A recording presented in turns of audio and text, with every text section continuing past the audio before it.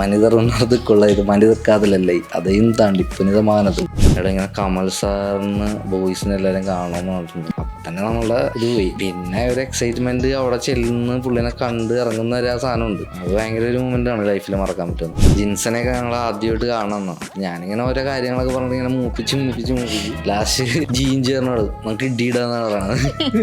നമ്മള് ലിറ്ററലി നിരങ്ങിയാണ് ഇറങ്ങണത്. നമ്മള് മൊത്തത്തില് അട്ട, അതായത് ഇവിടെയാണ് അട്ട ഇരിക്കുന്നത്. നമ്മള് ഫുൾ ഫ്രഷായി അവിടെ ചെന്നിട്ട് ഫുൾ ബ്ലഡാണ് കാലൊക്കെ മൊത്തം ചിതുവിന്റെ ഒക്കെ കാലുണ്ടായിരുന്നു ഫുൾ യേശു ക്രിസ്തു പോലെയാണ് ഇരിക്കണം. പൈസ ഉണ്ടെങ്കിൽ എനിക്ക് തോന്നുന്നു നമ്മളുടെ കുറെ പ്രശ്നങ്ങളും ടെൻഷനൊക്കെ നമുക്ക് കുറച്ചും കൂടി സന്തോഷം ഉണ്ടാവും പൈസ ഉള്ളപ്പോൾ. പൈസ ഇല്ലാത്തപ്പോഴാണ് ഭയങ്കര ബുദ്ധിമുട്ട്. ഇതിലൊരു ഡയലോഗ് ഉണ്ട് ബാസി ചോദിക്കണത്, എന്താണ് മച്ചാനെ ദൈവം എന്ന് ചോദിക്കണം. റഹ്മാൻ ഇങ്ങനെ റിപ്ലൈ ഉണ്ട്, മേളി എന്നൊക്കെ വന്നൊരു വിളിച്ചില്ലേ, അങ്ങനെ ഒരു ഡയലോഗ് ഉണ്ട്. അപ്പൊ എനിക്ക് എന്റെ ലൈഫിൽ എനിക്ക് തോന്നിയേക്കണം അങ്ങനത്തെ ഒരു വെളിച്ചം ചിദംബരമായിട്ടാണ് തോന്നിയേക്കണം. Hi guys, it's me Shahana. Welcome to wealthy spotlight. 2024 നമുക്കെല്ലാവർക്കും ഇഷ്ടപ്പെട്ടതും ഏറ്റവും അധികം ചർച്ച ചെയ്യപ്പെട്ട മൂവി മഞ്ഞുമൽ ബോയ്സ്. ഇന്ന് നമ്മുടെ ഒപ്പം ഉള്ളത് മഞ്ഞുമൽ ബോയ്സിലെ വിഷ്ണു ആണ്. ജിൻസൺ എന്ന ക്യാരക്ടർ ചെയ്ത Vishnu. So Vishnu, welcome to the show. Thank you. എന്തുണ്ട് പുതിയ വിശേഷങ്ങൾ? നല്ല വിശേഷം. നല്ല വിശേഷം. ഓക്കെ, എങ്ങനെ പോകുന്നു ലൈഫ് വിഷ്ണുവിൻ്റെ? ഹാപ്പിയാണ്. അതിനു വേണ്ടിയിട്ടാണ് നമ്മൾ ട്രൈ ചെയ്തുകൊണ്ടിരിക്കുന്നത്. പക്ഷേ എന്തോ ഭയത്തിന് കറങ്ങി തിരിഞ്ഞ് അതിലേക്ക് വന്നു, ഹാപ്പി ട്രാക്കിലേക്ക് വന്നു. ഓക്കെ, ഭയങ്കര ക്ഷീണമുണ്ട് മുഖത്തൊക്കെ. എന്താ ഈ ക്ഷീണം? നല്ലപോലെ ഉറക്കമൊന്നുമില്ല. മൊത്തം ഫുൾ പ്രൊമോഷൻ എല്ലായിടത്തും ഓരോ ലൊക്കേഷനിൽ നിന്ന് ഓരോ ലൊക്കേഷനിലേക്ക് അല്ലേ? എങ്ങനെ പോകുന്നു മഞ്ഞുമൽ ബോയ്സ് എന്ന മൂവി? ആക്ച്വലി മലയാളികൾ ഇനി കാണാൻ ആരും കാണത്തില്ല. മലയാള ഇൻഡസ്ട്രിയിൽ തന്നെ ഏറ്റവും കൂടുതൽ റീച്ച് കയറിയ ഒരു മൂവിയാണ് മഞ്ഞുമൽ ബോയ്സ്. ആ മൂവിയുടെ ഒരു ഭാഗമാകാൻ പറ്റിയതിൽ വിഷ്ണു എങ്ങനെയാണ് അതിന് പറയാനുള്ളത്? അതിനെപ്പറ്റി ഭയങ്കര പ്രൗഡാണ്. എന്തോ ഭയത്തിൽ കറങ്ങിത്തിരിഞ്ഞ്, ഇപ്പം ഞാൻ നേരത്തെ പറഞ്ഞ പോലെ കറങ്ങിത്തിരിഞ്ഞ് ഇതിലേക്ക് എത്തിപ്പെട്ട്, അത് ലൈഫിലൊരു നല്ലൊരു ജേണി ആയിട്ട് വിചാരിക്കുന്നു. ജിൻസൺ എന്ന ക്യാരക്ടറാണ് മഞ്ഞുമലിനകത്ത് ചെയ്തിരിക്കുന്നത്. എനിക്ക് തോന്നുന്നു മഞ്ഞുമൽ ബോയ്സ് വിഷ്ണുവിൻ്റെ 9ാമത്തെ മൂവിയാണ് അല്ലേ? അതിനു മുമ്പ് വിഷ്ണു ഏതൊക്കെ മൂവീസിലായിരുന്നു ചെയ്തിട്ടുള്ളത്? ഞാൻ ആദ്യമായിട്ട് അന്നേ റസൂലും എന്ന് പറഞ്ഞ മൂവിയിൽ ഷെയ്ൻ്റെ ഫ്രണ്ടൊക്കെ ആയിട്ട് കുറച്ച് അടിപിടി പരിപാടിയൊക്കെ ആയിരുന്നു. അത് ജസ്റ്റ് ഷൂട്ട് കാണാൻ വേണ്ടിയിട്ട് വൈപ്പിനിൽ ചെന്നതാണ്, വെറുതെ ഷൂട്ട് നടക്കുന്ന സ്ഥലത്ത്. അപ്പോൾ രാജീവ് രവി ആളെ എനിക്ക് നേരത്തെ അറിയാം, ഫാമിലി ഫ്രണ്ടൊക്കെ. അപ്പോൾ വെറുതെ ഒരു ബോട്ടിലെ സീനിലൊക്കെ പിടിച്ചു നിർത്തി. അങ്ങനെ സിനിമയായിട്ട് ബന്ധപ്പെട്ട് ബാക്കി പരിപാടി. പിന്നെ അത് കഴിഞ്ഞപ്പോൾ ഇങ്ങനെ അഭിനയിച്ച കൊള്ളാം എന്നൊക്കെയുള്ളൊരു ആഗ്രഹമൊക്കെ ഉണ്ട്. എന്നാലും അങ്ങനെ അതിന് വേണ്ടിയിട്ട് ട്രൈ ചെയ്യുക അങ്ങനെയൊന്നും ചെയ്തിട്ടില്ല. പിന്നെ ഞാൻ സ്റ്റീവ് ലോപ്പസ് പറഞ്ഞ മൂവി സ്റ്റാർട്ട് ചെയ്യാൻ നേരത്താണ് പുള്ളി ഇങ്ങോട്ട് വിളിച്ചിട്ട് പറഞ്ഞ് അടുത്ത പരിപാടിയിൽ അഭിനയിക്കണമെന്ന് പറഞ്ഞു. അപ്പോഴും അങ്ങനെ ചുമ്മാ തമാശക്ക് പറയണമെന്നാണ് വിചാരിച്ചത്. പക്ഷെ അത് കാര്യമായിരുന്നു ആ സമയത്ത്. പക്ഷേ ഇതിനോട് താല്പര്യമുണ്ട്, എന്നാലും പക്ഷെ ഇത് എങ്ങനെയാണ് ഇതിൻ്റെ പരിപാടിയെന്നൊന്നും ഒരു വലിയ പിടുത്തമൊന്നുമില്ല. അപ്പോൾ പുള്ളി പറയണ ഫോളോ ചെയ്യുക അങ്ങനെയുള്ള കാര്യങ്ങളൊക്കെ ഉണ്ടായിരുന്നു. പക്ഷെ എല്ലാവർക്കും ഭയങ്കരമായിട്ട് നല്ല അപ്രീഷിയേഷൻ കിട്ടിയൊരു വർക്കാണത്. അത് കഴിഞ്ഞിട്ട് കമ്മട്ടിപ്പാടുമാണ് പിന്നെ ചെയ്യുന്നത്. അത് ഞാൻ പുറകെ ചോദിച്ചു കിടന്ന് മേടിച്ച ക്യാരക്ടറാണ് അത്. പക്ഷേ ഭയങ്കര എൻജോയ് ചെയ്ത ഒരു സംഭവമാണ്. ഇപ്പോൾ ദുൽഖർ ഒക്കെ ഉണ്ടെങ്കിലും വിനായകൻ ചേട്ടൻ എല്ലാവരും ഒക്കെ ഉണ്ടെങ്കിലും അവർ മത്സരിച്ച് അഭിനയിച്ചുകൊണ്ടിരിക്കുകയാണ്. അപ്പോൾ അതിൻ്റെ സൈഡിൽ കൂടെ നമ്മളുടേതായിട്ടുള്ളൊരു പരിപാടി ഭയങ്കര എൻജോയ് ചെയ്ത് ചെയ്യാൻ പറ്റിയിട്ടുണ്ട്. പിന്നെ അതിലെന്ന് വെച്ച് കഴിഞ്ഞാൽ ഇപ്പം ദുൽഖറിൻ്റെ ചെറുപ്പം, അതിൽ 3 കാലഘട്ടമുണ്ട്. അപ്പോൾ അതിൽ 3 എനിക്കെന്തോ എൻ്റെ ചെറുപ്പമൊക്കെ എനിക്ക് തന്നെ ചെയ്യാനുള്ളൊരു ഭാഗ്യം കിട്ടി. അപ്പോൾ അതുകൊണ്ട് ആ പടത്തിൽ ഞാൻ ആദ്യം മുതൽ അവസാനം വരെ ഉണ്ട്. അപ്പോൾ അത് ഭയങ്കര ഒരു സന്തോഷമായിരുന്നല്ലേ?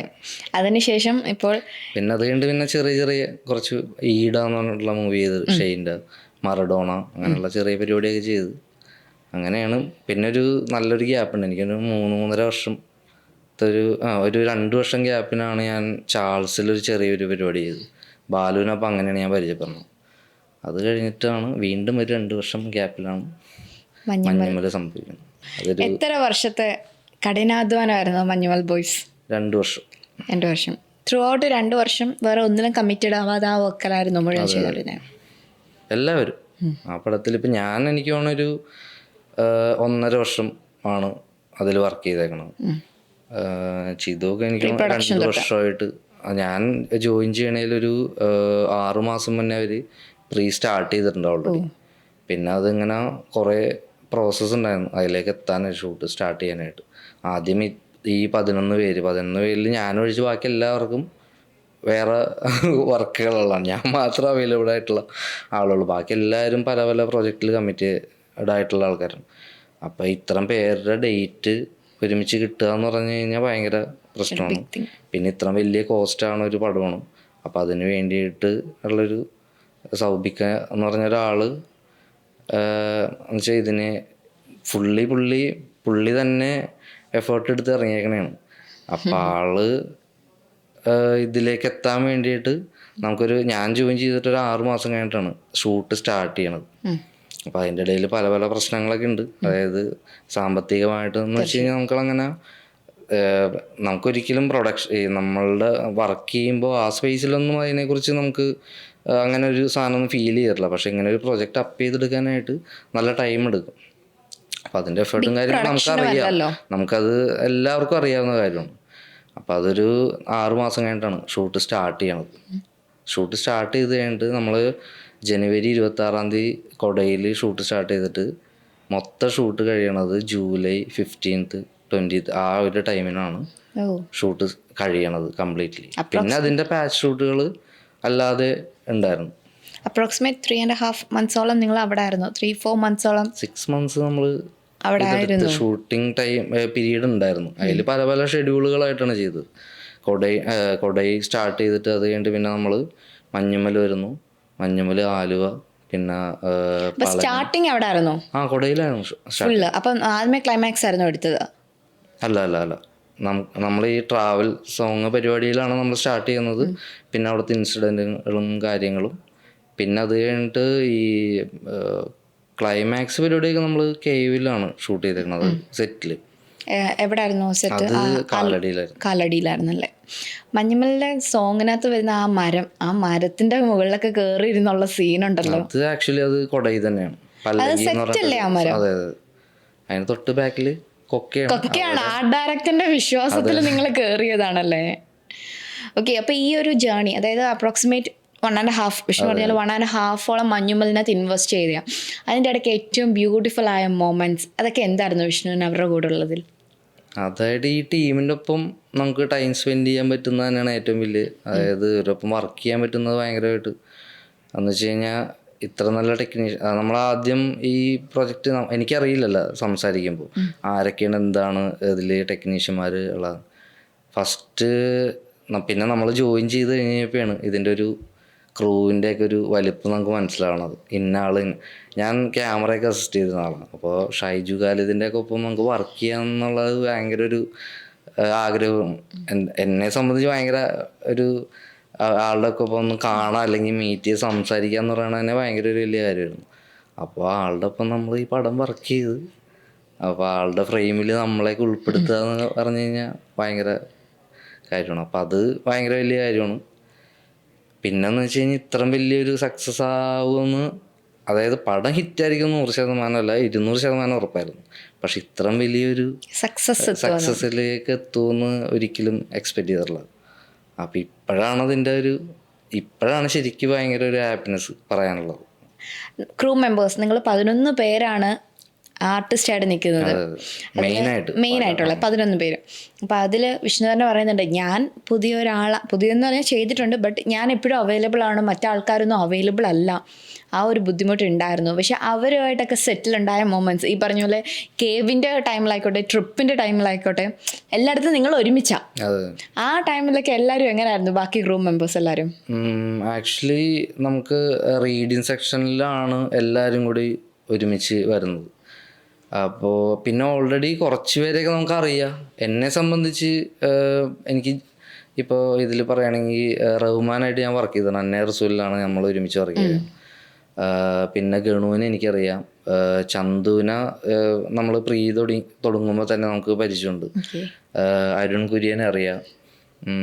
പിന്നെ ജീൻ ചേട്ടനെയാണ് എനിക്ക്, ബാലുവിനെ അറിയാം. ജീൻ ചേട്ടനെയാണ് എനിക്കിങ്ങനെ, പുള്ളി ഡയറക്ടറുമാണ്. പിന്നെ ആളെ എനിക്ക് എങ്ങനെയാണ് ക്യാരക്ടർ എന്നൊന്നും അറിയില്ലല്ലോ. അപ്പോൾ കുറച്ച് പേടിയൊക്കെ ഉള്ളൊരു പരിപാടിയൊക്കെ എനിക്ക് ഫീൽ ചെയ്തിട്ടുണ്ട്. ആളായിട്ട് എങ്ങനെയായിരിക്കും നമ്മൾ വർക്ക് ചെയ്യണമെന്നൊക്കെ ഉള്ളത്. പക്ഷെ എനിക്കാണ് ഈ ക്രൂവിൽ ഏറ്റവും ഭയങ്കര പാവം മനുഷ്യൻ അയാളായിരിക്കും. ഭയങ്കര കംഫർട്ടാണ് നമുക്ക് വർക്ക് ചെയ്യാനായിട്ട്. നമുക്ക് എന്ത് സംസാരിക്കാം, ഭയങ്കര കൂളാണ്. അതായത് എല്ലാവരേക്കാളും. പിന്നെ ഉള്ളത് പിന്നെ ബാക്കി എല്ലാവരും അങ്ങനെ വേറൊരു അങ്ങനെ നമുക്കങ്ങനെ കംഫർട്ടബിൾ അല്ലാത്ത ഒരാളോ അങ്ങനെ ഒരിക്കലും അങ്ങനെ ഫീൽ ചെയ്യിപ്പിച്ചിട്ട് പോലുമില്ല. പിന്നെ നമ്മൾ സ്റ്റാർട്ട് ചെയ്യുമ്പോൾ തന്നെ ഈ 11 പേരും ഒരു സ്ഥലത്തായിരിക്കും സ്റ്റേ ചെയ്യുന്നത്.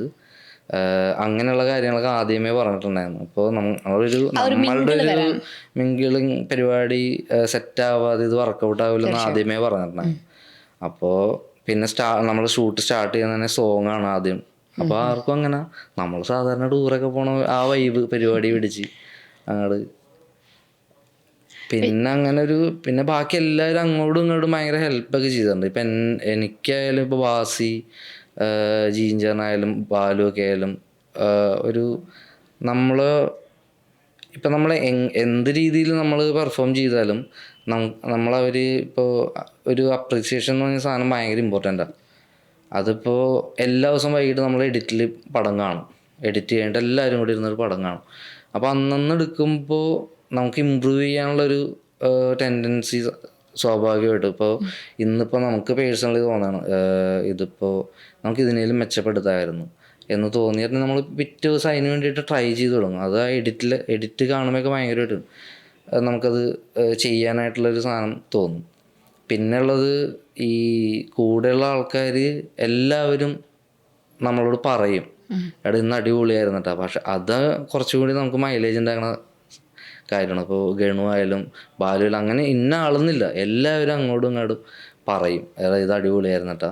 പിന്നെ ചില കാര്യങ്ങൾ വേണമെങ്കിൽ എടാ നീ ഇങ്ങനെ ചെയ്ത് നോക്കിയേ എന്നൊക്കെ വന്നിട്ട് നമുക്ക് സാധാരണ അങ്ങനെയൊന്നും ഞാൻ വർക്ക് ചെയ്തിട്ടുണ്ടെങ്കിൽ അങ്ങനെയൊന്നും ഒരു കോപ്പറേഷനൊന്നും കിട്ടിയിട്ടില്ല. പക്ഷെ ഇത് ഭയങ്കര ബ്യൂട്ടിഫുൾ ആയിരുന്നു.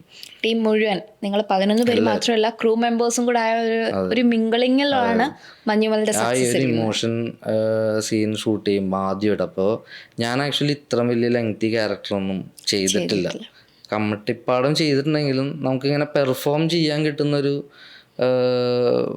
സ്പേസ് ഇതിലാണ് എനിക്ക് കിട്ടിയത്. അപ്പോൾ ആദ്യം അങ്ങനെ ഒരു ടെൻഷനൊക്കെ ഉണ്ടായിരുന്നു, ഇതെങ്ങനെ ചെയ്യും. എനിക്ക് ആ പടം തീരുന്നവരെ അങ്ങനത്തെ ഒരു ടെൻഷനുണ്ട്. ഇപ്പോൾ ഒരു ഈവൻ ചെറിയൊരു സീനായാൽ പോലും അതെങ്ങനെ ഭംഗിയാക്കാം എന്നുള്ളൊരു സാധനം എൻ്റെ മനസ്സിൽ എപ്പോഴും ഉണ്ടായിരുന്നു. അതെല്ലാവർക്കും ഉണ്ടാവും. അപ്പോൾ അങ്ങനെ ഒരു ട്രാക്കിലേക്ക് ഇപ്പോൾ ആദ്യം ഒരു സോങ് സീക്വൻസ് ഭയങ്കര ഹാപ്പിനെസ് ആണ് എല്ലാവർക്കും. അതിൽ നിന്ന് നേരെ കയറുന്നത് ഒരു ഇമോഷണൽ ട്രാക്കിലേക്കാണ്, ആ ഒരു പോലീസ് സ്റ്റേഷൻ സീനിലേക്ക്. അതിലേക്ക് ചെന്ന്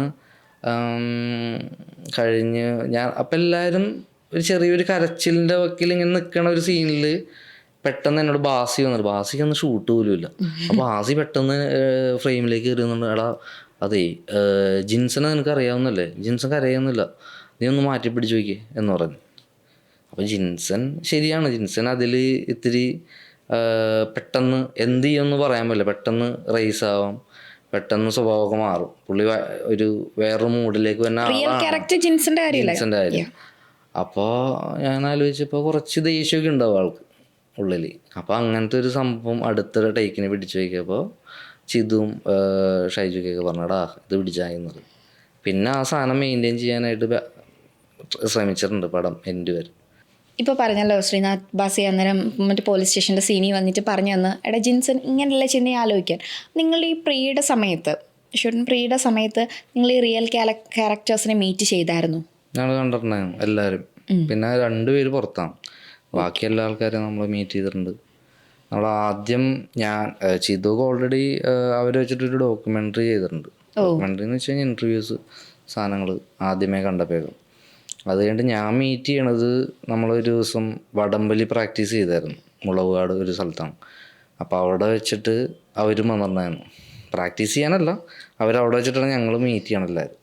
അപ്പോൾ അവർ ആ സമയത്ത് തുടങ്ങി അവർ ഭയങ്കരമായിട്ട് ഹെൽപ്പ് ചെയ്യുന്ന ആൾക്കാരാണ് നമുക്ക്. എന്ന് വെച്ച് കഴിഞ്ഞാൽ ആ വടംവലിയൊക്കെ ചെയ്യുമ്പോൾ ഓരോ കാര്യങ്ങൾ അവർ ഓൾറെഡി പണ്ട് ചെയ്തിരുന്നതാണ്. അപ്പോൾ ഇൻസ്ട്രക്ഷൻസ് തരാതെ അങ്ങനത്തെ പരിപാടിയൊക്കെ ഉണ്ടായിരുന്നു. അപ്പോൾ അത് കഴിഞ്ഞിട്ട് പിന്നെ നമ്മൾ വൈകിട്ട് എല്ലാവരും കൂടി ഒന്ന് കൂടി. അന്നാണ് നമ്മൾ ജിൻസനെയൊക്കെ ഞങ്ങൾ ആദ്യമായിട്ട് കാണുന്നതാണ്. അപ്പം ഞാനിങ്ങനെ ഓരോ കാര്യങ്ങളൊക്കെ പറഞ്ഞിട്ട് ഇങ്ങനെ മൂപ്പിച്ച് ലാസ്റ്റ് ജീൻ ചേർന്നോട് നമുക്ക് ഇടിയിടാന്നാണ് പറയുന്നത്. അപ്പോൾ അങ്ങനത്തെ ഒരാളാണ്. അപ്പോൾ ആ ഒരു സാധനമൊക്കെ ഭയങ്കരമായിട്ട് നമുക്ക് പിന്നെ എന്ത് കാര്യം ഉണ്ടെങ്കിലും ഭയങ്കരമായിട്ട് ഹെൽപ്ഫുള്ളായിരുന്നു ഇവരെല്ലാവരും. എന്തായാലും എന്തെങ്കിലും ഡീറ്റെയിൽ കാര്യങ്ങളൊക്കെ വേണമെങ്കിൽ ചോദിച്ചാൽ എപ്പോൾ വേണമെങ്കിലും അവൈലബിളും ആയിരുന്നു. ഇപ്പോൾ അവർ നാട്ടിൽ ചെന്നാലായാലും നമ്മൾ ഈ കാര്യത്തിന് വേണ്ടിയിട്ട് നമ്മളെപ്പോലെ തന്നെ അവരും എഫേർട്ട് എടുത്തിട്ടുണ്ട്. അങ്ങനെയായിരുന്നു എല്ലാവരും ആ ഒരു ഇരുന്നത് കൊണ്ടായിരിക്കാം മേ ബി ഇത് ഇത്രയും സക്സസ് ആയതും അവരുടെയും കൂടെ എഫേർട്ട് ഓരോ കാര്യങ്ങൾ ചെയ്യുമ്പോഴല്ലേ. യെസ്. അപ്പം നമ്മൾ ഇപ്പം ഓൾറെഡി വിഷ്ണു പറഞ്ഞല്ലോ അന്യ റസൂലിനകത്തും ചെറിയ ക്യാരക്ടറാണ് നിങ്ങൾ അതിനകത്ത് ഉണ്ടായിരുന്നു, കമ്മട്ടിപ്പാടത്തിനകത്തുണ്ടായിരുന്നു, മഞ്ഞുമലിനകത്തുണ്ടായിരുന്നു. അപ്പം ഇതിനകത്ത് ഓരോതിലും വരുമ്പോൾ അന്യം റസൂലും സൂപ്പർ സ്റ്റാർസ് ഫഹദ്, ആൻഡ്രിയ വരുന്നത്, കമ്മട്ടിപ്പാടത്തിന് DQ, ഇവരെല്ലാം വരുമ്പോൾ ഓരോ സെറ്റിൽ ഓരോ അനുഭവങ്ങളായിരിക്കും. സോ അവിടെ നിന്നൊക്കെ പഠിക്കാൻ പറ്റിയത് എന്തായിരുന്നു? കൂടെ മഞ്ഞുമല്ലും കൂടെ കമ്പയർ ചെയ്തു. അപ്പോൾ കമ്പയർ ചെയ്യുമ്പോൾ പഠിക്കാൻ പറ്റിയത് എന്തായിരുന്നു ഓരോ സെറ്റിലും? നമുക്ക് സിനിമ തന്നെയാണ്. ഫസ്റ്റ് ഓഫ് ഓൾ സിനിമയെക്കുറിച്ച് ഞാൻ ആക്ച്വലി വലിയ വഴമ്പിളിത്തുരുത്തെന്ന് പറയും, ചേന്നമംഗലം, പറവൂർ. അവിടെ നിന്നുള്ള സാധാരണ ഒരു ഗ്രാമത്തിൽ നിന്നൊക്കെ വന്നിട്ട് സിനിമയായിട്ട് ഒരു ബന്ധമില്ലാത്ത ഒരാൾ എറണാകുളത്ത് വന്ന പിന്നെയാണ്. എറണാകുളത്ത് ഞാൻ വരുന്നത് 10ാം ക്ലാസ്സിൽ പഠിക്കുമ്പോഴാണ്. അതുവരെ നമ്മളവിടുത്തെ ഒരു ഐലൻഡാണ്. അവിടുന്ന് വഞ്ചിക്കൊക്കെ വേണം പുറത്തേക്ക് പോകാൻ. അല്ല, പണ്ട് സിനിമ പറയത്തില്ല, സിനിമ മോഹവും പ്രേമിച്ചുകൊണ്ട് ഞാൻ ചെന്നൈയിൽ ചെന്നു. മോഹം പരിപാടിയൊന്നുമല്ല. ചെന്നൈയിൽ പോയെന്ന് അറിയാലോ, ഇപ്പൊ എറണാകുളത്ത് വന്നു. കറങ്ങി തിരിഞ്ഞിങ്ങനെ നമുക്ക് അവിടെ റിസോർട്ടൊക്കെ ഉണ്ട്. അപ്പോൾ അവിടെ ഇവര് സ്ഥിരമായിട്ട് സിനിമയായിട്ട് ബന്ധപ്പെട്ട ആൾക്കാരൊക്കെ വരും. അപ്പോൾ അവിടെ വെച്ചിട്ടാണ് കമൽ K ഇപ്പോൾ പട എന്ന് പറഞ്ഞിട്ടുള്ള പടം ഡയറക്റ്റ് ചെയ്തു. പുള്ളി അവിടെ വന്നിട്ട് ഷോർട്ട് ഫിലിമിന് വേണ്ടിയിട്ട് ഒരാളിങ്ങനെ നോക്കിക്കൊണ്ടിരിക്കുക. അവരിങ്ങനെ കാസ്റ്റിംഗ് ഒക്കെ നടത്തുന്നുണ്ട്. അങ്ങനെ വിനയ് ഫോർട്ടിനെയൊക്കെയാണെന്ന് തോന്നുന്നു എനിക്ക് കാസ്റ്റ് ചെയ്തിരുന്നത് ആദ്യം. അപ്പോൾ ചെറിയൊരു വർക്ക്ഷോപ്പ് ഫിലിമാണ്, ഷോർട്ട് ഫിലിം. അപ്പോൾ അങ്ങനെ ഒരു ദിവസം അപ്പോൾ ആ പുള്ളിക്ക് എന്താ അപൂർവരാഗം സ്റ്റാർട്ട് ചെയ്യാൻ നേരത്ത് ഡേറ്റ് എന്താ ക്ലാഷായിട്ട് പുള്ളി അവൈലബിൾ അല്ല. അങ്ങനെ കറങ്ങി തിരിഞ്ഞ് മധു നീലാണ് സാറും കമലേട്ടനും കൂടി ഇരിക്കുന്നുണ്ട്. പെട്ടെന്ന് എന്നോട് ചോദിച്ചു, എടാ നീ അഭിനയിക്കുമെന്ന് ചോദിച്ചു. ഞാനപ്പോൾ എടുത്തായിക്കോണം, വേണമെങ്കിൽ നോക്കാം. അങ്ങനെയാണ്, വേണമെങ്കിൽ നോക്കാം. അപ്പം ഞാൻ ഇവരോടൊക്കെ ഡീൽ ചെയ്തിരുന്ന ഈ ഒരു ഭാഷയിലാണ്. എന്ന് വെച്ചാൽ അവിടെ ഇപ്പോൾ എല്ലാവരും എന്നോട് പറയും, നീ ഭയങ്കര റൂഡായിട്ടാണ് സംസാരിക്കാൻ ഒരു പൊളൈറ്റ്നെസ് ഇല്ല സംസാരത്തിൽ എന്നൊക്കെ പറയും. അപ്പം ഞാനിങ്ങനത്തെ ഒരാളാണ്. ഞാൻ ഇങ്ങനെ വേണമെങ്കിൽ നോക്കാം എന്നൊക്കെ പറയും. അങ്ങനെ ഒരു ചെറിയൊരു സീക്വൻസ് എന്നോട് പറഞ്ഞിട്ട് ചെയ്തു നോക്കാൻ പറഞ്ഞു. അപ്പോൾ അതുവരെ എനിക്ക് ഇങ്ങനെയായിട്ടുള്ള ഒരു ബാക്ക്ഗ്രൗണ്ടും ഇല്ല, ഒന്നുമില്ല. ഡാൻസൊക്കെ ചെയ്യുമായിരുന്നു പണ്ട്, മറ്റേ ബ്രേക്ക് ഡാൻസ് ഒക്കെ ചെയ്യുമായിരുന്നു. അത് മാത്രമേ ഉള്ളൂ. അപ്പോൾ ഇത് ചെയ്യാന്നൊക്കെ പറഞ്ഞ് ആ ചെറിയ സീക്വൻസ് ചെയ്ത് കാണിച്ചു കൊടുത്ത് പറഞ്ഞ്, എടാ നീ നാളെ എന്നാൽ കൊച്ചിയിലേക്ക് പോവാ, അവിടെയും ഷൂട്ടുന്നു. അങ്ങനെയാണ് നമ്മൾ അഭിനയത്തിൻ്റെ ഒരു പാതയിലേക്ക് കയറി വന്നത്. ആദ്യത്തെ ഒരു കാൽവെപ്പ് അത് 2 ദിവസം ഷൂട്ടായിരുന്നു. അപ്പോഴാണ് നമുക്ക് ക്യാമറയുടെ മുന്നിൽ ചെല്ലുമ്പോഴാണല്ലോ ഇതിൻ്റെ പരിപാടികളൊക്കെ. പക്ഷെ നമ്മൾ അവരെ ഫോളോ ചെയ്യുക എന്നുള്ളത് എനിക്ക് ആ സമയത്തൊരു ഓപ്ഷൻ. അത് ചെയ്ത് കഴിയുമ്പോൾ എല്ലാവരും നല്ല അഭിപ്രായം പറഞ്ഞത്. എക്സ്പെഷ്യലി മറ്റേ ഗീത മോഹൻദാസ്, പുള്ളിക്കാരിയൊക്കെ നമ്മളെ ഒരു ഫാമിലി ഫ്രണ്ടാണ്. അപ്പോൾ പുള്ളിക്കാരി ഭയങ്കര അടിപൊളിയായിട്ട് പറഞ്ഞു, എടാ കൊള്ളാട്ടോ, നീ കുഴപ്പമില്ല, പിന്നെ അടുത്ത പടത്തിൽ അഭിനയിപ്പിക്കുക എന്നൊക്കെ പറഞ്ഞു. പക്ഷെ എന്നാലും അങ്ങനെ ഒരു ആഗ്രഹം പരിപാടി എന്നൊന്നും പറയാൻ പറ്റില്ല.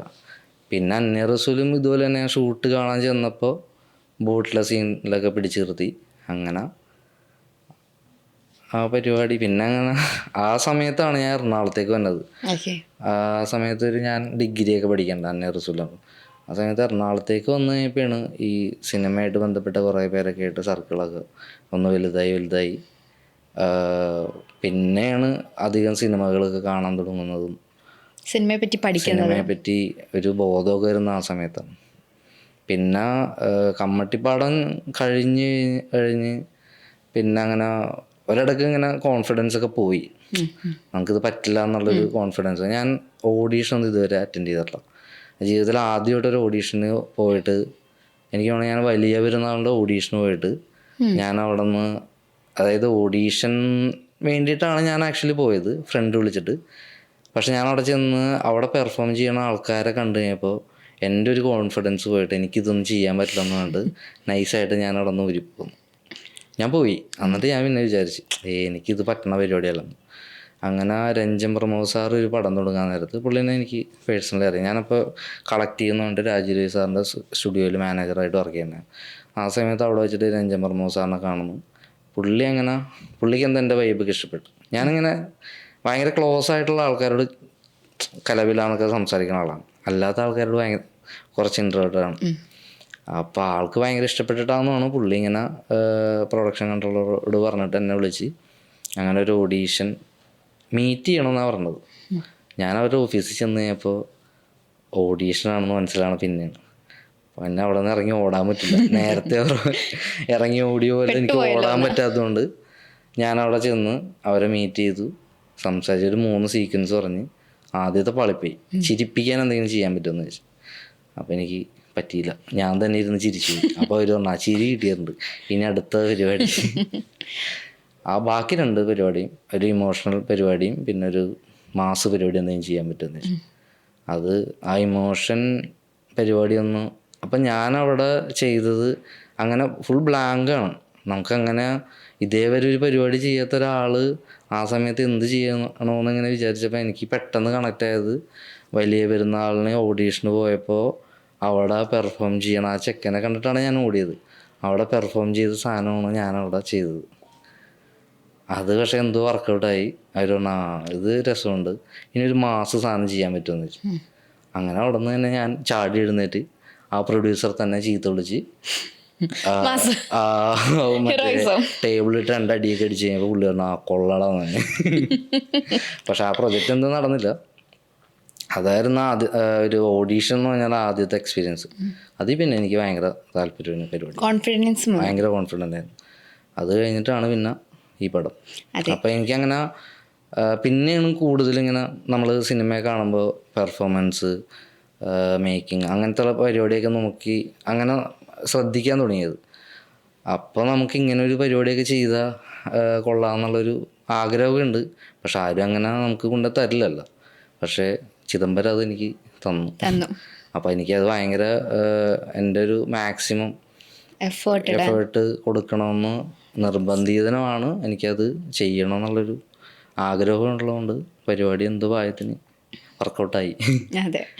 ഈ മഞ്ഞുമലിനകത്ത് വടം വലിക്കുന്ന സീനുണ്ടല്ലോ, സത്യത്തിൽ വിഷ്ണു അങ്ങനെ വടം വലിക്കാൻ വല്ലതും പോയിട്ടുണ്ടോ? നമ്മൾ ഓണത്തിനൊക്കെ വടംവലി ഉണ്ടല്ലോ. 10th പഠിക്കുമ്പോൾ നമ്മുടെ നാട്ടിൽ കുറച്ച് ഫ്രണ്ട്സ് ഇങ്ങനെ വടംവലിക്കൊക്കെ പോയിരുന്നു. അപ്പോൾ അവർ സപ്പോർട്ട് ചെയ്യാൻ വേണ്ടിയിട്ട് ഞാൻ വൈകിട്ടൊക്കെ നമ്മൾ ഓപ്പോസിറ്റ് അതായത് ഓപ്പോസിറ്റ് സപ്പോർട്ട് ചെയ്യണമല്ലോ, കുറച്ച് ഓപ്പോസിറ്റ് കളിക്കുന്ന ആൾക്കാരാണ്. അത് ഞങ്ങൾ അവരെ തോൽപ്പിക്കും. അല്ല, അത് ഒരു ഫണ്ണായിട്ട് പറഞ്ഞാണ്. അപ്പോൾ അതെനിക്ക് അറിയാം എങ്ങനെയാണ് ഇതിൻ്റെ പരിപാടി എന്നൊക്കെ അറിയാം. അപ്പോൾ ഇതിലിങ്ങനെ വടംവലിയുടെ പരിപാടി പറഞ്ഞപ്പോൾ ഞാനിങ്ങനെ ഒരു കസിനോട് പറഞ്ഞു. അപ്പോൾ അവൻ മുളക് അടുത്തൊരു ടീമിനെ സെറ്റാക്കി തന്നു. അപ്പോൾ അവിടെ പോയിട്ട് നമ്മൾ എല്ലാവരും പ്രാക്ടീസ് ചെയ്യുമായിരുന്നു, വടംവലി പ്രാക്ടീസ് ചെയ്യുമായിരുന്നു. പിന്നെ നമ്മൾ ഷൂട്ടിനൊക്കെ ഭയങ്കര കഷ്ടപ്പാടാണ് ഈ പരിപാടി. അതായത് നമ്മളിത് ഒരു പ്രാവശ്യം വെറുതെ ഇങ്ങനെ വലിച്ചാൽ മാത്രം പോരല്ല, അത് ആ സ്റ്റാൻഡിങ് പൊസിഷനിൽ നിന്നിട്ട് ഡയലോഗ് പറഞ്ഞിട്ടുള്ള പരിപാടികളൊക്കെ ഉണ്ട്. അപ്പോൾ അത് ഭയങ്കര പണിയാണ്. സത്യത്തിൽ മഞ്ഞുമൽ ബോയ്സ് റിലീസ് ചെയ്ത് ഫസ്റ്റ് തിയേറ്റർ റിലീസിന് ശേഷമാണ് റിയൽ ആൾക്കാരെ നമ്മൾ കാണുന്നത്. അപ്പം നമ്മൾ അറിയുന്നില്ല അതിനകത്തും ഇവർ റിയൽ ആൾക്കാർ അഭിനയിച്ചിട്ടുണ്ടെന്ന്. ഓക്കെ, അപ്പം അങ്ങനെയാണ് അവരെപ്പോഴും അവരുടെ ഇൻവോൾവ്മെന്റ് അപ്പോൾ ത്രൂ ഔട്ട് ആ പടത്തിൽ ഉണ്ടായിരുന്നു അല്ലേ? നിങ്ങൾ മാത്രമല്ല അവരും കൂടെ. ഇപ്പോഴും നമ്മൾ വിളിക്കാറുണ്ട്. 2 ദിവസം മുന്നേ ബാസി എന്ത് രാത്രി ആയപ്പോൾ കറങ്ങി തിരിഞ്ഞ് അവിടെ ചെന്നിട്ടുണ്ടായിരുന്നു അവരുടെ അടുത്ത്. ഓക്കെ, നമ്മൾ മഞ്ഞുമലിനകത്ത് കാണുന്ന പോലെ ട്രാവലിംഗ് അതിനകത്ത് വരുന്നുണ്ടല്ലോ. വിഷ്ണു അതേപോലെ ഒരു ട്രാവലിംഗ് ഇഷ്ടപ്പെടുന്ന ഒരു വ്യക്തിയാണോ? അങ്ങനെ ട്രാവലൊക്കെ ചെയ്തിട്ടുണ്ടോ? നമ്മൾ യാത്ര ചെയ്യണം, എന്നാലേ നമുക്ക് നല്ല അനുഭവങ്ങൾ. ഈ ട്രാവൽ ചെയ്ത് അങ്ങനെ എപ്പോഴെങ്കിലും പെട്ടുപോയിട്ടുണ്ടോ? അങ്ങനെ ലൈഫിൽ എന്തോ ഭാഗ്യത്തിന് ഉണ്ടായിട്ടില്ല. അല്ലാതെ ട്രാവൽ ചെയ്യാൻ അടങ്ങി ഒതുങ്ങി പോവാ തിരിച്ചു ഇങ്ങനെയുള്ള ഒരു പരിപാടിയൊന്നും ചെയ്തിട്ടില്ല. ഇത്ര അഡ്വഞ്ചർ പരിപാടിയൊന്നും കിട്ടിയിട്ടില്ല. നൈസ്. മലയാളത്തിൽ നിന്നൊരു മൂവി, മഞ്ഞുമൽ ബോയ്സ് പോലൊരു മൂവി നമുക്ക് കിട്ടിയിരുന്നു കേട്ടോ പ്രാവശ്യം. ഇതുപോലെ തന്നെ നമ്മളൊരു കാട്ടിൽ പോയി കഴിഞ്ഞപ്പോൾ, അത് എനിക്ക് പറയാൻ പറ്റുമെന്ന് എനിക്കറിയില്ല, എന്നാലും പറഞ്ഞു നോക്കാം. നമ്മൾ ഇതിൻ്റെ പ്രിയൊക്കെ നടക്കുമ്പോൾ ഞങ്ങൾ ഒരു ദിവസം എഴുത്ത് പരിപാടിയൊക്കെ ആയിട്ട് ഒരു സ്ഥലത്ത് പോയിട്ട് നമ്മളൊരു കാട്ടിൽ കയറി. അവിടെ ചെന്ന് നമ്മളിങ്ങനെ വൈകിട്ട് സൺറൈസ് ഒക്കെ പിടിക്കാനുള്ള പരിപാടി ചെന്നതാണ്. തിരിച്ചു തന്നെ വഴി കുറച്ച് ഒരു ആനനെ കണ്ടിട്ട് തിരിച്ചു തന്നെ വഴി നമുക്ക് മിസ്സായിപ്പോയി. അങ്ങനെ ഞങ്ങൾ നടന്ന് ഒരു ലൈറ്റ് കാണുന്നുണ്ട് ഒരു വീട്ടില്. അപ്പോൾ ഇങ്ങനെ ഇത് ഇന്ന ആളുടെ ഫാമാണെന്ന് പറയുന്നുണ്ട്. അപ്പോൾ നമുക്ക് അത് ലക്ഷ്യമാക്കി പോയി പിന്നെയാണ് പറയുന്നത്. അപ്പോൾ ഇതുപോലെ തന്നെ ജീപ്പ് വന്ന ഒരു വഴി കണ്ട്. അപ്പോൾ ആ വഴി നമ്മൾ ഫോളോ ചെയ്ത് പോയാണ്. ആ വഴി താഴേക്കാണല്ലോ, അപ്പോൾ എന്തായാലും അവിടെ എത്തുമെന്ന് വിചാരിച്ചു. അപ്പോൾ ഈ ലൈറ്റും കാണുന്നുണ്ട്. അപ്പോൾ നമ്മൾ കുറച്ചുകൂടി കോൺഫിഡൻ്റ് ആണ്. പിന്നെ നമ്മൾ അവിടെ നിന്ന് വിളിക്കുമ്പോൾ ആൾക്കാർ ടോർച്ചൊക്കെ അടിച്ച് കാണിക്കുന്നുണ്ട്. ആ സമയത്ത് ഒരു 7:30 ആയിട്ടുണ്ട്. അങ്ങനെ നമ്മൾ ആ വഴി ഇങ്ങനെ നടന്ന് കുറേ പോയി കഴിഞ്ഞിട്ട് ഈ ലൈറ്റ് മിസ്സായി പോയി. ഓ. പിന്നെ നമുക്കൊന്നും കാണില്ല, ഇരുട്ടായി മൊത്തം. അപ്പോൾ കൂടെയുള്ള ലോക്കലായിട്ടുള്ള ഒരാളുണ്ട്. അപ്പോൾ ആള് പറഞ്ഞ് ഈ വഴി നേരെ പോണ തൊടുപുഴക്കാന്ന് പറഞ്ഞു. അപ്പോൾ ലക്ഷ്യമില്ലാത്ത പോക്കാണെന്ന് മനസ്സിലായി. ലാസ്റ്റ് നമ്മൾ ഒരു സൗണ്ട് കേട്ട് ഇങ്ങനെ വെള്ളമൊക്കെ ഒഴുകണം. അപ്പോൾ നമ്മളവിടെ നിന്ന് നമ്മൾ ലിറ്ററലി നിരങ്ങിയാണ് ഇറങ്ങണത്. ഇറങ്ങി പിന്നെ പേടിയായി തുടങ്ങി. അതായത് ആനയൊക്കെയുള്ള സ്ഥലമാണ്. ഒരാനെ കണ്ടപ്പോഴാണ് നമ്മളെ വഴി ഇങ്ങനെ മാറിപ്പോയത് ആക്ച്വലി. അങ്ങനെ താഴേക്ക് ഇറങ്ങി ആ ഒരു വെള്ളമൊക്കെ ഒഴുകണ സ്ഥലത്ത് ചെന്ന്, അരുവി പോലെ അവിടെ ചെന്ന് നമ്മളിരുന്ന് ക്യാമ്പ് ഫയറൊക്കെ ഇട്ടിട്ട് മ്യൂസിക്കൊക്കെ വെച്ച് അങ്ങനെ അത് ചില്ല് ചെയ്യാന്ന് തീരുമാനിച്ചു. പെട്ടുപോയതാ, എന്നാൽ അവിടെ ചില്ലിങ് ആക്കി. പിന്നെ അവിടെ ചില്ലിങ് ആക്കി. പിന്നെ ആ ലോക്കൽ ആളുടെ കഥയൊക്കെ കേട്ട് നമ്മളിരുന്ന് പാട്ടൊക്കെ വെച്ച് കുറച്ച് കഴിഞ്ഞപ്പോൾ സ്പീക്കറൊക്കെ ഓഫായി.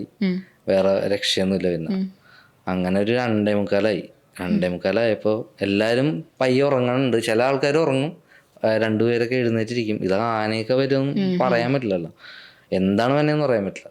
അങ്ങനെ ലാസ്റ്റ് കുറച്ച് നേരം കഴിഞ്ഞപ്പോൾ ഒരു 3 മണിയൊക്കെ ആയി കഴിഞ്ഞപ്പോൾ നല്ല മഴയാണ്. മഴയത്ത് കാട്ടിൽ നിന്നുള്ള അനുഭവം അറിയാമല്ലോ.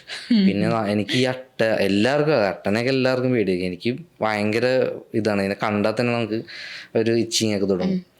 അങ്ങനെ നമ്മൾ അവിടെ നിന്ന് പുള്ളി പറഞ്ഞ് ഇനി ഇവിടെ നിന്ന രക്ഷയില്ലെന്ന് പറഞ്ഞു. അങ്ങനെ നമ്മൾ ഫുൾ സാധനമൊക്കെ എടുത്തിട്ട് അവിടെ നിന്ന് നടത്ത സ്റ്റാർട്ട് ചെയ്ത്. അപ്പോൾ അവിടെ ഒരു ഈ 11 kV ലൈൻ കമ്പി പോയിട്ടുണ്ടാവും. അപ്പോൾ അത് നമുക്കൊരു അതായത് ആ ലോക്കൽ ആൾക്ക് ഇതിനെക്കുറിച്ച് അറിയാം. അങ്ങനെ പുള്ളീനെ ഫോളോ ചെയ്തോളാൻ പറയണം. അപ്പോൾ നമ്മൾ രാത്രി ഒന്നും കാണാൻ പറ്റുന്നില്ല. അത്ര നേരം നമ്മൾ സൈഡിൽ കൂടെയൊക്കെ നോക്കി നടന്ന ആൾക്കാർ പുള്ളിനെ മാത്രം ലക്ഷ്യമാക്കിയിട്ടാണ് പോയിക്കൊണ്ടിരിക്കണം. അങ്ങനെ പോയി കുറേ നേരം കഴിഞ്ഞപ്പോൾ നമ്മൾ തിരിച്ച് നമ്മൾ പോയ വഴി തന്നെയൊക്കെ എത്തുന്നുണ്ട്. നമുക്ക് പെട്ടുപോയി മൊത്തത്തിൽ. പുള്ളി പറഞ്ഞു ഇവിടെ ഒരു ലൈൻ കമ്പി ഉണ്ട്, ഇതാണ് ഞാൻ നോക്കണേന്ന് പറഞ്ഞു. അങ്ങനെ ഒരു സമയം കഴിഞ്ഞപ്പോൾ ഈ പുള്ളിക്ക് ഇത് കിട്ടി.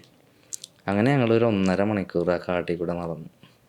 ആ സമയത്ത് നമുക്ക് ഒന്നിനെയും പേടിയില്ല, ഒന്നുമില്ല, ഒരു ലക്ഷ്യം മാത്രമേ ഉള്ളൂ, എങ്ങനെയെങ്കിലും എവിടെയെങ്കിലും എത്തണം. അങ്ങനെ ലാസ്റ്റ് നമ്മൾ നടന്ന് 1.5 മണിക്കൂറിന് ശേഷം നമ്മൾ ആ ഫാമിലെത്തി. അപ്പോൾ ശരിക്ക് നമ്മൾ മൊത്തത്തിൽ അട്ട, അതായത് ഇവിടെയാണ് അട്ട ഇരിക്കുന്നത്. നമ്മൾ ഫുൾ ഫ്രഷായി അവിടെ ചെന്നിട്ട്. ഫുൾ ബ്ലഡാണ്, കാലൊക്കെ മൊത്തം ചിതുവിൻ്റെ ഒക്കെ കാലുണ്ടാവില്ല, ഫുൾ യേശു ക്രിസ്തു പോലെ തന്നെ ഇരിക്കണം. അതായത് മൊത്തത്തിൽ അട്ട അടിച്ചിട്ട് അത് ഫുൾ എല്ലാവരും ഫ്രഷായിട്ടിരുന്ന് അകത്തിരുന്ന് ചായ പിടിക്കാൻ നേരത്ത് ചിതുവിൻ്റെ ഇവിടെ ഇരിക്കുന്ന ഒരു അട്ട. അതായത് ഇത് ഫുൾ ഇലകളിലൊക്കെ ഉണ്ട് ഈ അട്ട, താഴെ മാത്രമല്ല. പിന്നെ അന്നത്തോടെ അട്ടയുടെ പേടിയൊക്കെ പോയി. അത് നല്ല എക്സ്പീരിയൻസ് ആയിരുന്നു. അതൊക്കെ ഒരു നല്ല എക്സ്പീരിയൻസ് ആയിരുന്നു.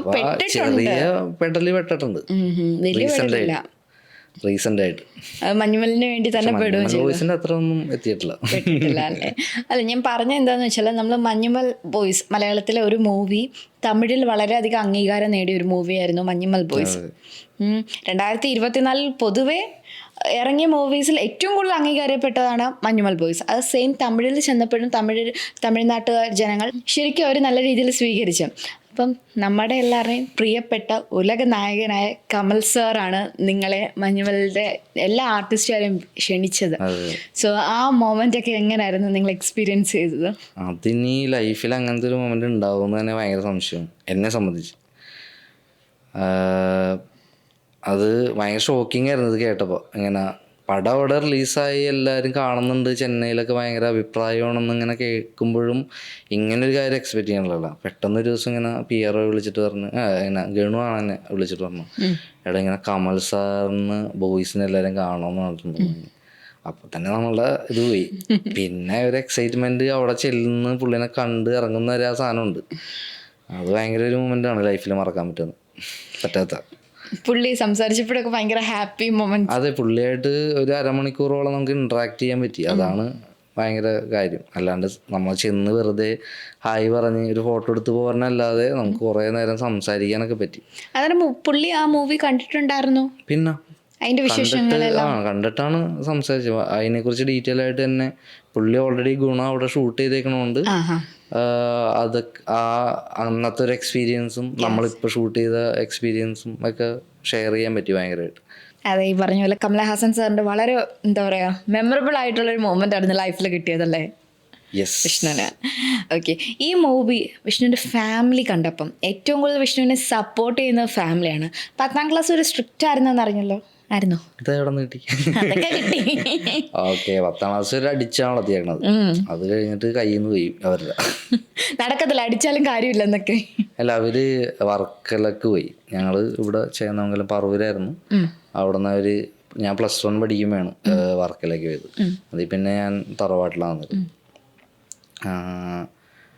സ്ട്രിക്റ്റൊക്കെയാണ് ഭയങ്കര. പക്ഷെ അത് കഴിഞ്ഞ് പിന്നെ എനിക്ക് നല്ല ഒരു ഫ്രീഡം ഒക്കെ തന്നിട്ടുണ്ട്. ഇന്നത് ചെയ്യണം, ഇന്ന കാര്യങ്ങൾ ചെയ്യാൻ പാടില്ല, അങ്ങനത്തെ ഒരു സാധനമൊന്നും ഒരാളും അച്ഛനമ്മയായാലും പറഞ്ഞിട്ടില്ല. ഏറ്റവും കൂടുതൽ എൻ്റെ ഒരു ഇളയച്ചനാണ് എല്ലാ കാര്യത്തിനും, ഇങ്ങനെയുള്ള കാര്യത്തിനൊക്കെ ഭയങ്കര സപ്പോർട്ട് ആയിട്ട് നിന്നിരുന്നു. അപ്പോൾ അത് അങ്ങനെ ഒരു പ്രഷർ പരിപാടിയൊന്നും ഉണ്ടായിരുന്നില്ല. പിന്നെ ഞാനൊരു 21ാമത്തെ വയസ്സ് മുതൽ വീട്ടിലെ പരിപാടികളൊക്കെ നോക്കണതാണ്.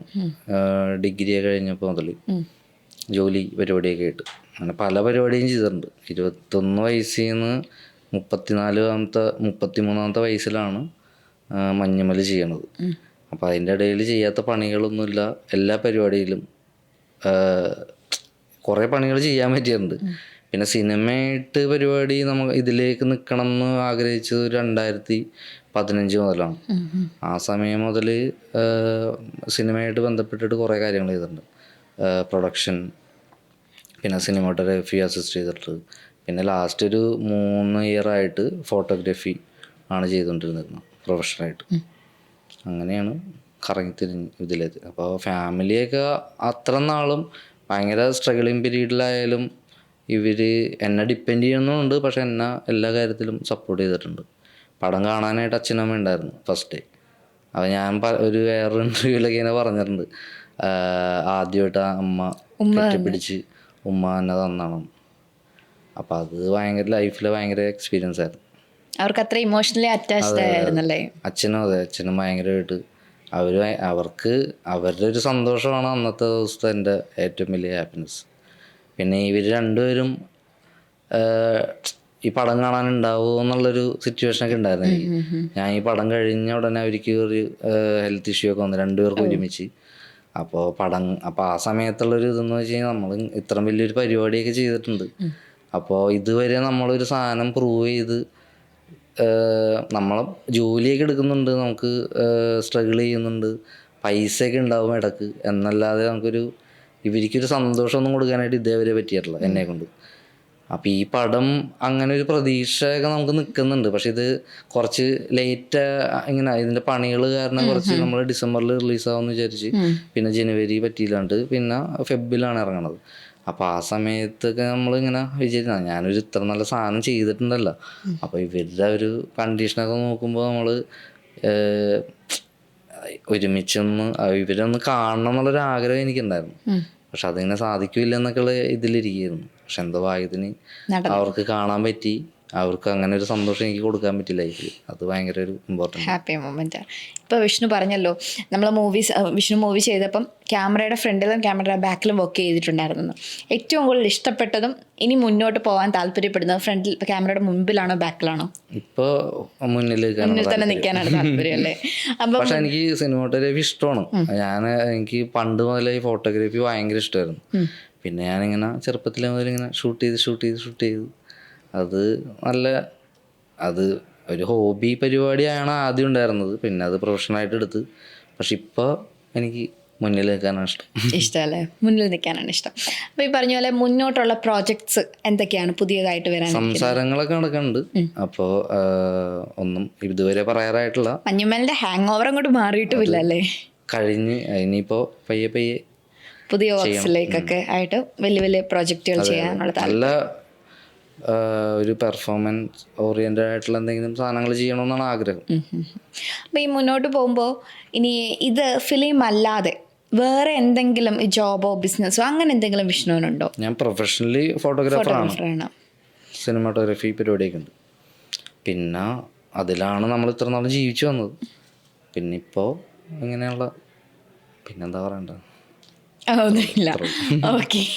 ഇപ്പം മുന്നോട്ട് പോകുമ്പോൾ നമുക്ക് സേവിങ്സ് മനുഷ്യൻ ഇപ്പം ഈ പറഞ്ഞതുപോലെ വിഷ്ണു ഇപ്പോൾ മൂവി കഴിഞ്ഞപ്പോൾ അത്യാവശ്യം നല്ല റിവ്യൂ ഒക്കെ വന്ന് എല്ലാവരും ഇഷ്ടപ്പെട്ടു. അപ്പം നമുക്ക് സേവിങ്സ് എന്നത് നമ്മുടെ ലൈഫിൽ നമുക്കൊരു ആവശ്യമായിട്ടുള്ളൊരു കാര്യമാണ്. മഞ്ഞുമലിനകത്ത് തന്നെ അവർ സേവിങ്സ് എല്ലാം കൂടി ചേർത്ത് വെച്ചാണ് ട്രിപ്പ് പോയത്. അപ്പോൾ അതുപോലെ തന്നെ നമുക്ക് സേവിങ്സ് എന്ന് പറയുന്നത് നമുക്ക് ആവശ്യമായിട്ടുള്ളൊരു ഇതാണ്. വിഷ്ണുവിന് അങ്ങനെ സേവിങ്സ് എല്ലാം ഉണ്ടോ? തീർച്ചയായിട്ടും നമുക്ക് എല്ലാവർക്കും വേണം, അല്ലെങ്കിൽ നമുക്ക് ജീവിക്കാൻ പറ്റില്ല. പൈസ ഉണ്ടെങ്കിൽ എനിക്ക് തോന്നുന്നു നമ്മളുടെ കുറേ പ്രശ്നങ്ങളും ടെൻഷനൊക്കെ നമുക്ക് കുറച്ചും കൂടി സന്തോഷം ഉണ്ടാവും പൈസ ഉള്ളപ്പോൾ. പൈസ ഇല്ലാത്തപ്പോഴാണ് ഭയങ്കര ബുദ്ധിമുട്ട്. ഒരു ഘടകം പൈസ എന്ന് പറയുന്ന സംഭവം ഭയങ്കര ഇമ്പോർട്ടൻ്റ് ആണ് ലൈഫിൽ. അത് കുറേ പ്രശ്നങ്ങളൊക്കെ അതുകൊണ്ട് ഒഴിവാകും. അല്ലാതെ അല്ലെങ്കിൽ നമ്മളിങ്ങനെ ടെൻഷനൊക്കെ അടിച്ച് നമ്മൾ എന്ത് ചെയ്യും എന്നുള്ളൊരു ടെൻഷൻ ഉണ്ടാവും ഉള്ളിൽ. അതുണ്ടെങ്കിൽ പിന്നെയും കുറേ കാര്യങ്ങളൊക്കെ സോൾവ് ആകും. ആണല്ലേ? ഓക്കെ. വേറെ എന്തെങ്കിലും ഇൻവെസ്റ്റ്മെന്റ് അങ്ങനെ എന്തെങ്കിലും ഉണ്ടോ വിഷ്ണുവിന്? എന്താണ് ഉദ്ദേശിക്കുന്നത്? ഈ നമ്മുടെ മ്യൂച്വൽ ഫണ്ട്സ് അങ്ങനെയൊക്കെ കുറേ ഇൻവെസ്റ്റ്മെന്റ്സ് ഉണ്ടല്ലോ. ഇതുവരെ ഇല്ല. തുടങ്ങാൻ താല്പര്യമുണ്ടോ? നോക്കാന്നല്ലേ? ഓക്കെ. പിന്നെ പുതിയതായിട്ട് വരാനിരിക്കുന്ന പ്രോജക്ട്സ് അത് വേറെ എന്തെങ്കിലും ചെയ്തു വെച്ച വർക്ക്, മഞ്ഞുമലല്ല എന്തെങ്കിലും വർക്ക് ചെയ്തു വെച്ചിട്ടുണ്ടോ? ഒന്നുമില്ല. ഈ ഇത്രയും നാളത്തെ ഷൂട്ടിൻ്റെ ഇടയ്ക്ക് ഏറ്റവും ബെസ്റ്റ് ഫ്രണ്ടായിട്ട് തോന്നിയത് അതാരെയാ? ഏത് മഞ്ഞുമല്ലേ? മഞ്ഞുമല്ലേ ഫ്രണ്ടായിട്ട് തോന്നിയത് ഏത് സമയത്തും എനിക്ക് വിളിച്ചാൽ സംസാരിക്കാൻ അവൻ ഓക്കെയാണ്. അവനും എന്നെ ഏത് സമയത്ത് വിളിച്ചാലും ഞങ്ങൾ ഭയങ്കര എല്ലാവരും ഈക്വലി അങ്ങനെ ഒരാൾ ഇന്ന ആളെന്നൊന്നുമില്ല. പക്ഷെ എന്നാലും നമ്മുടെ ഒരു അനിയനെ പോലെ കാണുന്ന ഗണപതി ആണ് അങ്ങനെ എടുത്തു പറയാനായിട്ടുള്ള ഒരാൾ. അവൻ അടിപൊളി മനുഷ്യനാണ്. ചിദംബരം അതെ, പക്ഷേ ഗണപതി എന്താ പറയണ അങ്ങനത്തെ ഒരാൾ ചിലപ്പോൾ നമുക്ക് ലൈഫിൽ ഇമ്പോർട്ടൻറ്റും ആണ്. അങ്ങനെ ആൾക്കാരെ കിട്ടാനും ഭയങ്കര ബുദ്ധിമുട്ടാണ്. അടിപൊളിയാണ്. പ്രീഷ്യസ് ആണെന്നൊക്കെ പറയില്ലേ? അതെ, എന്നുള്ള രീതിയിൽ ഞാൻ പടം കഴിഞ്ഞ ഉടനെ ഒരു ചെറിയൊരു ഇൻസിഡൻ്റ് ഒക്കെ ഉണ്ടായി. അപ്പോൾ നാളെ ഏറ്റവും കൂടുതൽ അങ്ങനെ ഒരു സപ്പോർട്ടായിട്ട് നിന്ന ഞങ്ങളൊരാൾ അവനാണ്. പക്ഷെ അവൻ എന്നേലും ഭയങ്കര ഏജ് ഡിഫറൻസ് ഒക്കെ ഉണ്ട്. പക്ഷേ ഇപ്പം നമുക്ക് എല്ലാ ഇൻ്റർവ്യൂ ഒക്കെ കാണുമ്പോൾ അറിയാം, ഇപ്പം എന്നെക്കാളും ബാക്കി എല്ലാവരേക്കാളും കൂടി ഭയങ്കര കോൺഫിഡൻ്റ് ആയിട്ട് ഭയങ്കര പക്വതയോടെ കാര്യങ്ങൾ സംസാരിക്കുന്ന ഒരാൾ അവനാണ്. അപ്പം അവൻ ഇപ്പം എന്നെയൊക്കെ സപ്പോർട്ട് ചെയ്ത്, അതായത് ഇപ്പം ആ സമയത്ത് ഇങ്ങനെ ഭയങ്കര സപ്പോർട്ട് ചെയ്ത് സംസാരിക്കുമ്പോഴൊക്കെ, അതായത് അങ്ങനെ ഒരു ഏജ് ഡിഫറൻസ് സാധനങ്ങളൊന്നും നമുക്ക് ഫീൽ ചെയ്തിട്ടില്ല. നമ്മളൊരു അനിയൻ നമ്മളോട് അനിയനാണ്, ചേട്ടനല്ല, ചേട്ടൻ പറയുന്ന പോലെയാണ് നമുക്ക് ഫീൽ ചെയ്യണം. ശരിക്കും അനിയൻ ചേട്ടനായിട്ട് ഇന്ന് സംസാരിക്കുന്നു, ആ ഒരു ഫീൽ അവരല്ലേ. അപ്പൊ ഗണപതിയാണ് ഏറ്റവും വാല്യുബിൾ ആയിട്ടുള്ളൊരു പേഴ്സൺ. ബാക്കി എല്ലാവരും ആണ്, ബട്ട് എന്നാലും കുറച്ച് കൂടെ അറ്റാച്ച്ഡ് ആയിട്ടുള്ളത് ഗണപതിയാണ്. യെസ്, ഈ പറഞ്ഞ പോലെ മഞ്ഞുമലിലെ ഏറ്റവും കൂടുതൽ നമുക്ക് പിന്നീട് ശ്രദ്ധിക്കപ്പെട്ടത് അവിടുത്തെ മ്യൂസിക്സ് ആണ് അല്ലേ? ഭയങ്കര ആ പുള്ളി ഈ പടത്തിൽ ത്രൂ ഔട്ട് നിങ്ങളുടെയൊക്കെ കൂടെ സെറ്റിലൊക്കെ ഉണ്ടായിരുന്നു? തീർച്ചയായിട്ടും. നമ്മൾ ലൊക്കേഷൻ ഹണ്ടിന് പോകുമ്പോൾ, അതായത് കൊടയിൽ പോകുമ്പോൾ അതിൽ സുഷിനുണ്ട് കൂടെ. അത് എല്ലാവരും അങ്ങനെ ചെയ്യണമെന്ന് അറിയില്ല, പക്ഷെ ആളുണ്ടായിരുന്നു ത്രൂ ഔട്ട്. അതിൻ്റെയൊക്കെ റിസൾട്ട് നമുക്ക് കാണാനുണ്ട്. ഇത്രയും നേരം വിഷ്ണു പറഞ്ഞതിൽ നിന്ന് മനസ്സിലായത് മഞ്ഞുമൽ ബോയ്സിൽ റിയൽ മഞ്ഞുമൽ ബോയ്സും നിങ്ങൾ റിയൽ ആയിട്ടുള്ള മഞ്ഞുമൽ ബോയ്സും പിന്നെ അതിനകത്തുള്ള എല്ലാവരും, അതിൻ്റെ ടെക്നീഷ്യൻസ് ആയിക്കോട്ടെ, മ്യൂസിക് ആയിക്കോട്ടെ, എല്ലാവരും ത്രൂ ഔട്ട് ആ പടത്തിലേക്ക് ഇത്രയും കൊല്ലം നിങ്ങളുടെ എഫേർട്ട് ഇട്ടേണ്ടാണ് മഞ്ഞുമൽ ബോയ്സിന് ഇത്രയും സക്സസ് ആയിരിക്കുന്നത്. തീർച്ചയായിട്ടും എല്ലാവരും, അതായത് ഈവനൊരു പ്രൊഡക്ഷനിൽ വർക്ക് ചെയ്യുന്ന ആളായാൽ പോലും അത്ര നമ്മൾ ഭയങ്കര സ്ട്രഗിൾ ചെയ്തിട്ടുണ്ട് ഷൂട്ടിങ് പീരീഡ് ആ ലൊക്കേഷനിലൊക്കെ. അപ്പോൾ ഇപ്പോൾ നമ്മൾ കുറേ താഴത്തേക്കൊക്കെ ഇറങ്ങി പോയിട്ട് ഷൂട്ട് ചെയ്യണം. അപ്പോൾ അത് റിസ്ക്കുമാണ്. ആ സമയത്ത് നമുക്കൊരാൾക്ക് വെള്ളം കുടിക്കാൻ തോന്നിയിട്ടുണ്ടെങ്കിൽ ഈ പ്രൊഡക്ഷനിലെ ചേട്ടന്മാരാണ് കൊണ്ടു തന്നെ. അപ്പോൾ ആ ആൾ മുതൽ അതിൻ്റെ ഒരു ഏറ്റവും മുന്നിൽ നിൽക്കുന്ന ആൾ വരെ എല്ലാവരും എഫേർട്ട് എടുത്തിട്ടുണ്ട് നല്ല രീതിയിൽ. അതിൻ്റെ റിസൾട്ടാണ് പടത്തിൽ നമുക്ക് കാണാൻ പറ്റുന്നത്. ഈ ഒരു സക്സസ് ജേണിയിൽ മഞ്ഞുമൽ ബോയ്സ് പോലെ മൂവിയുടെ ഭാഗമാവാൻ പറ്റിയതിലും ഈ ഒരു സക്സസ് ആയിട്ടുള്ള ജേണിയിൽ ഇനി മുന്നോട്ടും സക്സസ് ജേണി ഉണ്ട്, ബട്ട് എന്നാലും ഇപ്പോൾ അറ്റ് ദ മൊമെൻറ്റ് ഇതാണ് സക്സസ് ജേണി. ഈ മൊമെൻറ്റിൽ ഏറ്റവും കൂടുതൽ താങ്ക്ഫുൾ ആയിരിക്കുന്നതും ഈ നിമിഷത്തിൽ ഓർക്കാൻ പറ്റിയ ആൾക്കാർ വിഷ്ണുവിനെ ആർക്കാണ്? അത് ചിദംബരം തന്നെയാണ്. ഓക്കെ. ഇതിലൊരു ഡയലോഗ് ഉണ്ട് ബാസി ചോദിക്കണത്, എന്താണ് മച്ചാനെ ദൈവം എന്ന് ചോദിക്കണത്. അപ്പോൾ റഹ്മാൻ ഇങ്ങനെ റിപ്ലൈ ഉണ്ട്, മേളിൽ നിന്നൊക്കെ വന്നൊരു വിളിച്ചില്ലേ മച്ചാൻ അതാണ്. അങ്ങനെ ഒരു ഡയലോഗ് ഉണ്ട്. അപ്പം എനിക്ക് എൻ്റെ ലൈഫിൽ എനിക്ക് തോന്നിയേക്കണം അങ്ങനത്തെ ഒരു വെളിച്ചം ചിദംബരമായിട്ടാണ് തോന്നിയേക്കണം. എന്നുവെച്ചാൽ അത്ര മോശം അവസ്ഥയിൽ കൂടി പോയിക്കൊണ്ടിരിക്കുകയായിരുന്നു ഞാൻ. അപ്പം ആ സമയത്ത് വന്നൊരു വെളിച്ചമാണ് ചിദംബരം എന്നാണ് എനിക്ക് തോന്നിയിട്ടുള്ളത്. അത് അവനോട് തന്നെയാണ് കൂടുതൽ ഒരു നന്ദി പറയാനായിട്ടുള്ളത്. എന്നുവെച്ചാൽ എങ്ങനെ അത് നന്ദി പറഞ്ഞാലൊന്നും തീരുമില്ല.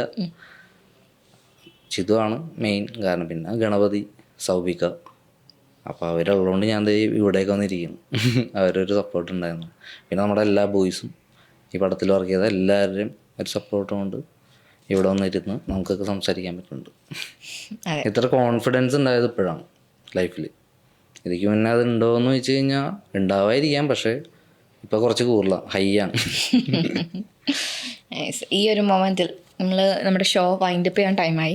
സോ ഈ ഒരു മൊമെൻറ്റിൽ താങ്ക്ഫുൾ, ഇത്രയും നേരം നമ്മുടെ ഒപ്പം സ്പെൻഡ് ചെയ്തതിൽ ഒരുപാട് നന്ദി. അതുപോലെ തന്നെ താങ്ക്ഫുള്ളായി പറയാനുള്ളത് ഇവരോടല്ല വേറെ ആരോടെങ്കിലും?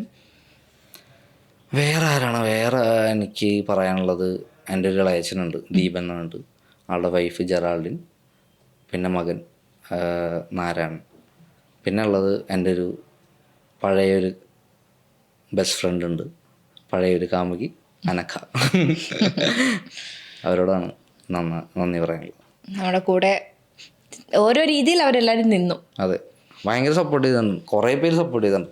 ചിലപ്പോൾ പേര് പറഞ്ഞാൽ നിൽക്കില്ല, പക്ഷേ ഭയങ്കര ഇമ്പോർട്ടൻ്റ് ആയിട്ടുള്ള ആൾക്കാരാണ് ഞാൻ ഇപ്പോൾ പറഞ്ഞത്. ചില ഹേറ്റേഴ്സ് ആണെങ്കിൽ പോലും അവരങ്ങനെ നിന്നതുകൊണ്ടാണ് നമ്മൾ സക്സസ്സിലേക്ക് എത്തുന്നത്. അതെ, തീർച്ചയായിട്ടും. പിന്നെ ഉള്ളതെന്ന് വെച്ച് കഴിഞ്ഞാൽ ഇപ്പോൾ പിന്നെ 2 പേരും കൂടി പറയാൻ പറ്റിയിട്ടുണ്ട്, ഭയങ്കര ബെസ്റ്റ് ഫ്രണ്ട് ആയിട്ടുള്ള ആര്യ, സാനി എന്നൊക്കെ പറഞ്ഞിട്ട്. പിന്നെ നമ്മളോട് മൈൻഡ് ചെയ്യാത്ത ആൾക്കാർ, അല്ലെങ്കിൽ ഇവനൊന്നും രക്ഷപ്പെടുകയൊന്നുമില്ല എന്നൊക്കെ പറഞ്ഞ ആൾക്കാരാണ് കൂടുതലും നമ്മളിപ്പോൾ പ്രോത്സാഹിപ്പിച്ചുകൊണ്ടിരിക്കുന്നത്. ഈ പടമൊക്കെ കണ്ടുകൊണ്ട് അത് ഭയങ്കര, ഇപ്പം മിണ്ടാത്ത ആൾക്കാർ വരെ മിണ്ടുന്നുണ്ട്. അതൊക്കെ ഭയങ്കര നമ്മളെ തന്നെ കണ്ണ് നിറച്ചിടും. അതാണ് ഇതിലെ ഒരു എക്സ്പീരിയൻസ്. നല്ലൊരു എക്സ്പീരിയൻസ്. ഓക്കെ, ഇത്രയും നേരം മഞ്ഞുമൽ ബോയ്സിൻ്റെ വിശേഷങ്ങൾ പങ്കുവെക്കാൻ വന്ന വിഷ്ണുവിന് ഒരുപാട് നന്ദി.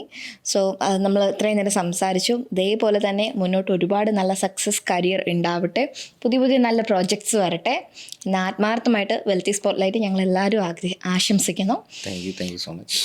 വന്നതിൽ സന്തോഷം. So thank you.